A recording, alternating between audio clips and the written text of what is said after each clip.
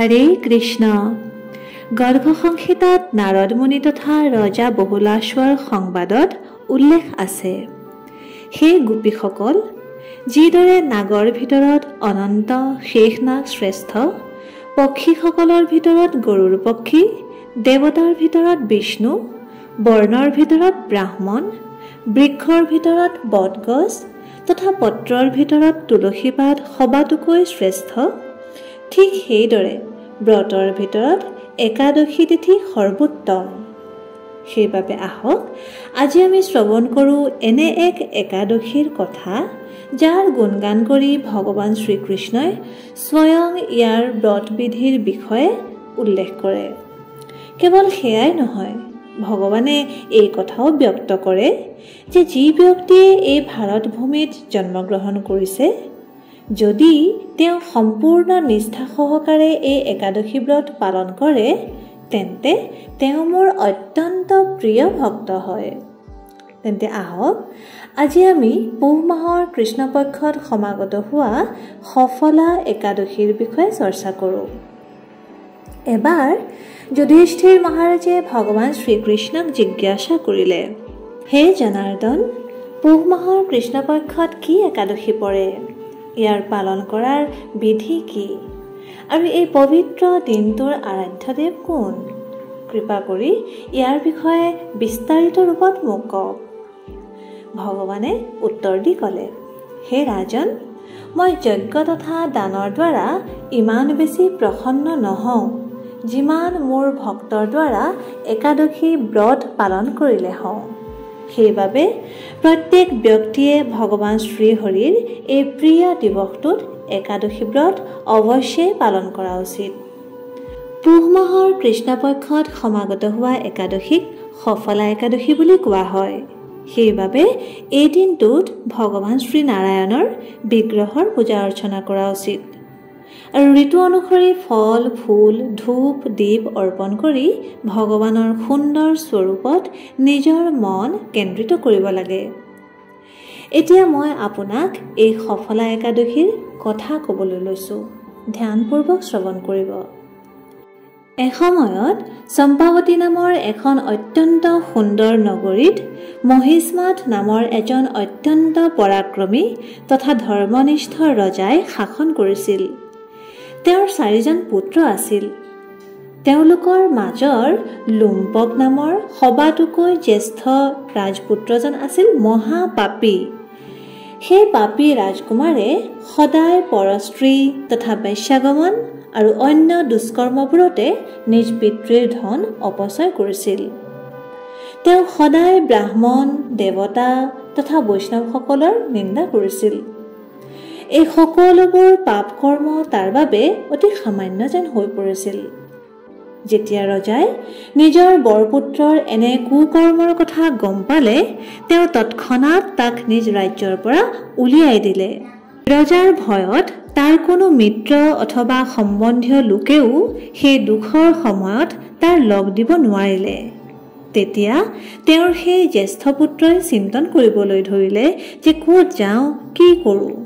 অৱশেষত উপায় নাপাই সি ৰাজ্যৰ বাহিৰতে অৱস্থিত এখন ঘন অৰণ্যলৈ গুচি গ'ল। কিন্তু ৰাজ্যৰ পৰা নিষ্কাশিত হোৱাৰ পিছতো লুম্পকৰ স্বভাৱ তথা পাপী মনোবৃত্তিত কোনো ধৰণৰ পৰিৱৰ্তন নহ'ল।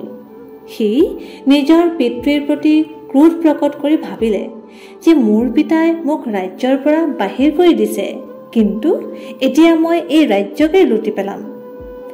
দিনৰ সময়ছোৱাত মই জংঘলত কটাম আৰু ৰাতি পিতৃৰ নগৰত গৈ লুটপাত কৰিম। আৰু সি ঠিক সেয়াই কৰিলে।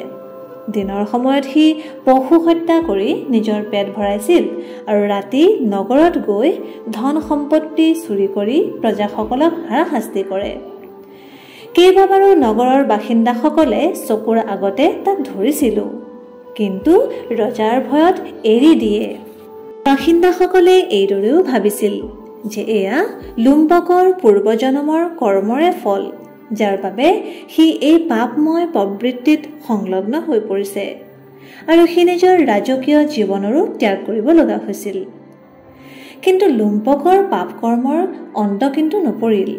জংঘলৰ মাজত ভগৱান শ্ৰীবিষ্ণুৰ অতি প্ৰিয় এজোপা প্ৰাচীন বিশাল বটগছৰ তলত সি বাস কৰিছিল আৰু তাৰ সেই স্থানীয় মানুহে সেই গছজোপা ভগৱানৰ সদৃশ পূজা কৰিছিল। সেই বৃক্ষজোপাৰ তলতে সেই মহাপাপী লুম্পকে কিছু সময় কটাইছিল আৰু অৱশেষত তাৰ জীৱনত এক চমৎকাৰী পৰিৱৰ্তন ঘটিল। আৰু সেই দিনটো আছিল পুহ মাহৰ সফলা একাদশী। একাদশীৰ এদিন পূৰ্বে দশমীৰ দিনা লুম্পক বস্ত্ৰহীন তথা দুৰ্বল হোৱা বাবে প্ৰচণ্ড ঠাণ্ডাত গোটেই ৰাতি শুব নোৱাৰিলে। তাৰ ওচৰত শুবলৈ তথা ল'বলৈ পৰ্যাপ্ত বস্ত্ৰ নাছিল আৰু পুহ মাহৰ শীতৰ প্ৰকোপত তাৰ হাত ভৰি জঠৰ হৈ পৰিল। এইদৰে সি দশমীৰ দিনা ক'ব নোৱাৰাকৈ জাগৰণ কৰি কটালে। পিছদিনা অৰ্থাৎ একাদশীৰ দিনা সূৰ্যোদয় হোৱাৰ পৰ্যন্ত শক্তি নোহোৱাত সি মূৰ্ছিত হৈ মধ্যাহ্ন পৰ্যন্ত এইদৰেই সেই বৃক্ষৰ তলতে পৰি ৰ'ল। দুপৰীয়া সময়ত সূৰ্যৰ তাপ পাই মূৰ্ছাভংগ হোৱাত ভোকত তত নাপাই কোনোমতে সি ভোজনৰ সন্ধানত ওলাল। অত্যন্ত দুৰ্বল হৈ পৰাত নিশ্চিতভাৱে পশু হত্যা কৰিবৰ বাবে তাৰ তেতিয়া সামৰ্থ্যই নাছিল। আজি প্ৰথমবাৰৰ বাবে তাৰ নিজৰ এই অসহায় অৱস্থাৰ অনুভৱ হ'ল। কিবা প্ৰকাৰে সাহস কৰি সেই বৃক্ষৰ ওচৰে পাজৰে পৰি থকা ফলবোৰ তুলি লৈ পুনৰ সেই বটগছজোপাৰ তললৈ ঘূৰি আহিল। এতিয়া তাৰ নিজৰ সেই দুৰ্দশাৰ বাবে অনুতাপ কৰি অতি দুখেৰে লুম্পকে প্ৰাৰ্থনা কৰিবলৈ ধৰিলে। হে প্ৰভু, মোৰ কি স্থিতি হৈ পৰিল? মই এতিয়া কি কৰোঁ? ক'লৈ যাওঁ? শ্ৰীহৰি, কৃপা কৰি মোক দয়া কৰক আৰু এই ফলবোৰ স্বীকাৰ কৰক। এইদৰে প্ৰাৰ্থনা কৰি সি সেই ফলবোৰ ভগৱানক অৰ্পণ কৰিলে। সেই সময়লৈ সূৰ্যও অস্ত হৈ সন্ধ্যা নামি আহিছিল। সেই ৰাতিও পুনৰ সি শুব নোৱাৰি উজাগৰেই কটালে। কিন্তু পৰম দয়ালু ভগৱান মধুসূদনে লুম্পকে কৰা ফলৰ সেই অৰ্পণৰ দ্বাৰা অত্যন্ত প্ৰসন্ন হৈ পৰিল। যিহেতু অজ্ঞানতা বশতই কিয়, কিন্তু লুম্পকে সফলা একাদশী ব্ৰত পালন কৰিছিল, ভগৱানক ফল অৰ্পণ কৰিছিল আৰু ৰাতি জাগৰণ কৰিছিল। পিছদিনা পুৱা সূৰ্যোদয় হোৱাৰ লগে লগেই এটা শুভ্ৰ তেজস্বী ঘোঁৰাই লুম্পকক বিচাৰি আহি সেইখিনি পালেহি আৰু সেই সময়তে এক আকাশবাণীও হ'ল। সেই ধ্বনিয়ে লুম্পকক ক'লে, হে লুম্পক, এই ঘোঁৰা তোমাৰ বাবে আহিছে। হে ৰজা মহিষ্মত পুত্ৰ, পৰম ভগৱান শ্ৰী বাসুদেৱৰ অসীম কৃপা তথা সফলা একাদশী নিয়ম সহকাৰে পালন কৰাৰ বাবে তোমাৰ সমস্ত পাপ কৰ্মৰ নাশ হৈ পৰিল। এতিয়া তুমি এই ঘোঁৰাত উঠা আৰু তোমাৰ পিতৃ তথা পৰিবাৰৰ সৈতে সাক্ষাৎ কৰিবলৈ পুনৰ নিজৰ নগৰলৈ যোৱা। এই ক্ষণতে তোমাৰ ৰাজ্য তুমি ঘূৰাই পাবা। যোৱা। আকাশবাণী শুনি লুম্পক গদগদ হৈ পৰিল। সফলা একাদশীৰ দ্বাৰা অৰ্জিত ফলৰ প্ৰভাৱত তাৰ দেহ পুনৰ জ্যোতিৰ্ময় হৈ পৰিল আৰু সেই ক্ষণতে ঘোঁৰাত উঠি পুনৰ নিজ ৰাজ্যলৈ ঘূৰি গ'ল। ভগৱানৰ কৃপাত ৰাজ্যত গৈ সি পুনৰ নিজৰ ৰাজ্যৰ দায়িত্ব চম্ভালিলে।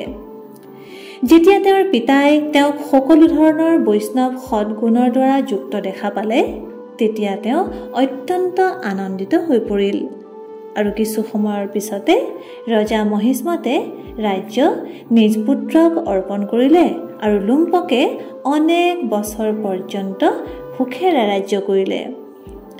ভগৱান শ্ৰীকৃষ্ণৰ কৃপাত তেওঁ এগৰাকী অতি সুন্দৰী ৰাজকুমাৰীৰ সৈতে বিবাহ পাশতো আবদ্ধ হ'ল আৰু তেওঁ এটা পুত্ৰ সন্তানো লাভ কৰিলে।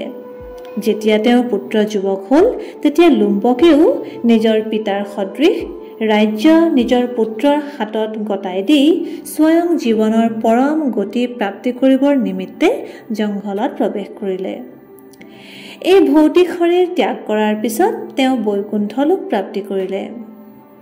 সফলা একাদশীৰ কথা সমাপন কৰি ভগৱান শ্ৰীকৃষ্ণই যুধিষ্ঠিৰ মহাৰাজক ক'লে, হে ৰাজন, যি ব্যক্তিয়ে এইদৰে মোৰ শৰণ গ্ৰহণ কৰে তেওঁ সকলো ধৰণৰ কষ্ট তথা দুখৰ পৰা মুক্ত হৈ পৰে আৰু জীৱনৰ অন্তত মোৰ ধাম প্ৰাপ্তি কৰে। ইয়াত কোনো সংশয় নাই। যি ব্যক্তিয়ে এই সফলা একাদশীৰ কথা শ্ৰৱণ কৰে তেওঁ ৰাজসূয় যজ্ঞ কৰাৰ পুণ্যফল প্ৰাপ্তি কৰে।